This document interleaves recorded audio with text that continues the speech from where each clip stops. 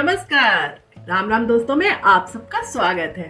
दोस्तों, मालदीव भारत के पड़ोसी देश के रूप में हिंद महासागर क्षेत्र यानी IOR में एक विशिष्ट स्थान रखता है और प्रधानमंत्री मोदी की जो सागर और नेबरहुड पॉलिसी है उसके तहत भी उसका एक विशेष महत्व है। लेकिन भाई साहब, ब्रिटिश शिक्षित सिविल इंजीनियर हमारे मोइज्जू साहब चीन समर्थक होने के साथ साथ अगर इस पॉलिसी पे ध्यान दें तो हमारे ख्याल से बेहतर होगा। ऐसा हम नहीं बल्कि कई विशेषज्ञ कह रहे हैं, क्योंकि मालदीव इस वक्त बेहद खराब अर्थव्यवस्था का सामना कर रहा है और जिसमें उसे कई ऋण भुगतान करने हैं, तो फिर यह उसकी बदहाल हालत की ओर तो इशारा करता ही है ना।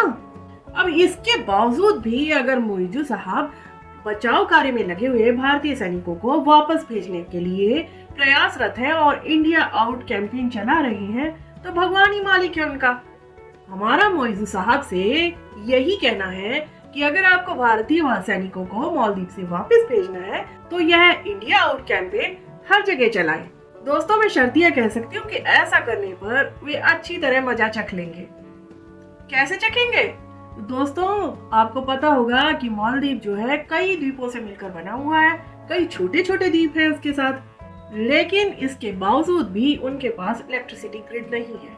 और जब इलेक्ट्रिसिटी ग्रिड नहीं है तो पावर इलेक्ट्रिसिटी मैनेजमेंट की व्यवस्था भी नहीं है। हर द्वीप पर जानते हैं आप बिजली कैसे पैदा होती है? डीजल से। उनकी GDP का 7% खर्चा जो खर्च होता है वो केवल डीजल इंपोर्ट में ही हो जाता है। अब सवाल उठता है कि जनाब डीजल कहाँ से मंगाते हैं? तो बड़े गर्व से ये कहते हैं कि भाई डीजल हम श्रीलंका से मंगा लेते हैं, सिंगापुर से मंगा लेते हैं और कभी जरूरत पड़ती है तो भारत से भी मंगा लेते हैं। तो हमारा कहना है भाई साहब, जरा आईने में अपना मुंह तो देख लीजिए और गंदा लगे तो अच्छी तरह धो लीजिए। आप श्रीलंका और सिंगापुर से डीजल तो खरीदते हैं, लेकिन वो दोनों कहाँ से खरीदते हैं जनाब? वो भी तो भारत से ही डीजल खरीदते हैं।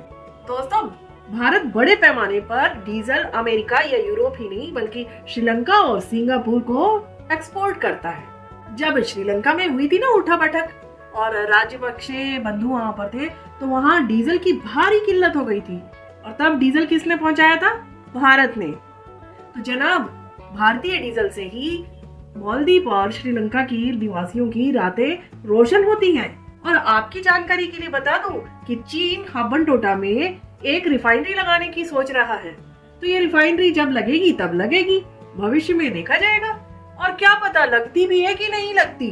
पॉइंट तो यही है कि भारत मालदीव की डीजल की जरूरतों को डायरेक्टली एंड इनडायरेक्टली ही पूरा करता है। और अगर थोड़ी सी इंडिया आउट कैंपेन मालदीव में चल रही है तो थोड़ी सी इंडिया में भी चलनी चाहिए इंडिया आउट कैंपेन। जी हाँ, यही तो पेच है। मालदीव से इंडिया आउट तो होगा, लेकिन साथ ही साथ वहां से भारत का डीजल भी आउट होना चाहिए। अब आप में से कुछ लोग बोलेंगे कि मालदीव तो बड़ा होशियार है, वो कहीं से भी डीजल एक्सपोर्ट कर सकता है। वही उसके ब्रदरहुड नेशन है UAE, पाकिस्तान, कहीं से भी वो डीजल मंगा सकता है। इसलिए भारत को ऐसा नहीं करना चाहिए। तो आपके जवाब में हमारा ये कहना है कि मालदीव को जहां से खरीदना है खरीद ले, लेकिन उसको महंगा पड़ेगा। वैसे ही नाक तक कर्जे में डूबा हुआ है और थोड़ा सा महंगा डीजल खरीदा तो समझ लो पूरा का पूरा मालदीव उस कर्जे में ही डूब जाएगा। अब रही बात दोस्तों कि भारत श्रीलंका और सिंगापुर जाने वाले जो डीजल है उस पर कैसे नियंत्रण करेगा? तो दोस्तों, इसका जवाब यही है कि जहां चाह होती है वहां राह होती है। कोई ना कोई तो रास्ता निकल ही आएगा। इंडिया आउट कैंपेन को रोकने के लिए भारत कुछ ना कुछ तो कदम उठा ही सकता है। हो सकता है कि द्विपक्षीय जो वार्ता हुई है अभी दुबई में हाल फिलहाल मोदी जी और मोइज्जू साहब के बीच में, उससे भी कोई रास्ता निकल आए।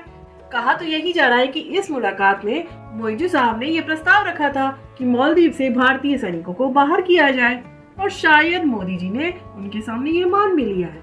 लेकिन इसी के साथ हमारा ये कहना है कि भारतीय वहां से वापस आए तो हमारा डीजल भी वहां ना पहुंचे।